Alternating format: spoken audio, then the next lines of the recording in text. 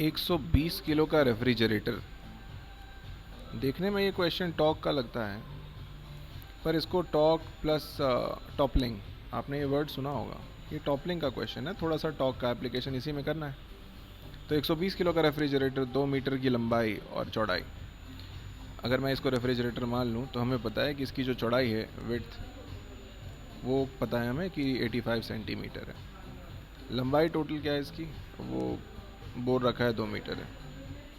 उन्होंने पूछा है कि इसको आप मूव कराना चाहते हैं ग्राउंड पे धक्का देके, कोई लड़का होगा और धक्का देगा इसको अपने हाथों से, मैक्सिमम कितनी हाइट पे वो धक्का लगा सकता है, फोर्स लगा सकता है। मान लो ये हाइट बी है, तो ये बी मैक्सिमम कितना हो कि ये ऐसा टिल्ट ना हो, बस गिरना नहीं चाहिए, क्योंकि इस पॉइंट पे ना, ये इस पॉइंट पे फंस के और ये रोल ओवर हो सकता है, टॉपल हो सकता है।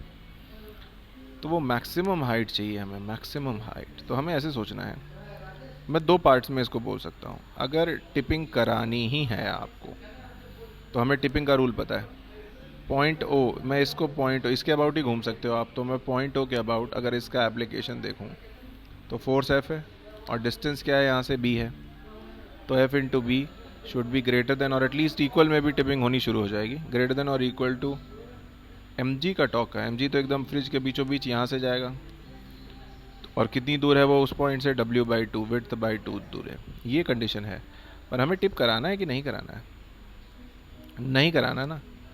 तो फॉर नॉट टिपिंग अगर मैं पूछूँ आपसे कि नहीं अगर कराना है, तो इसी टर्म को उल्टा कर दीजिए, ये कम होना चाहिए या इक्वल चल जाएगा।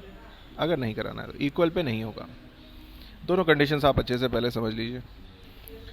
बाकी ट्रांसलेशन मोशन हमें पता है कि अगर आपका ये जो फोर्स है वो पीछे फ्रिक्शन से बराबर या बड़ा होना चाहिए। फ्रिक्शन कितना होगा, फ्रिक्शन तो म्यू एम जी ही होगा, तो वो भी हमें पता है कि friction force should be greater than और equal to mu M G. मैं इक्वल केस ले लेता हूँ, है ना, ये वाला इक्वल भी मान लूँ तो मैं ये यहाँ एफ पे यूज़ कर सकता हूँ, राइट।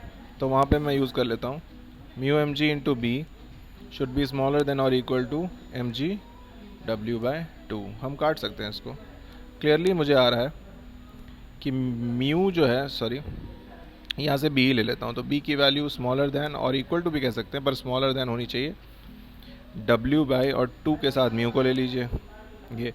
अब हमें W पता है 85 सेंटीमीटर, ठीक है, मीटर में चाहें तो आप कन्वर्ट कर सकते हैं।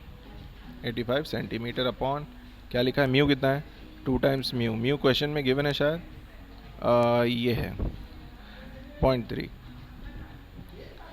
अब आप इसको सॉल्व करेंगे तो b की वैल्यू लेसर देन और इक्वल टू जैसे आनी चाहिए, तो वो 1.42 आएगी आपको जब आप इसको सॉल्व कर लेंगे। तो ये क्वेश्चन तो बड़ा ही आसान है, थोड़ा सा केयरफुली इसको सॉल्व करना है आपको। So this will give you this answer. Option number clearly D, D सही है इस क्वेश्चन।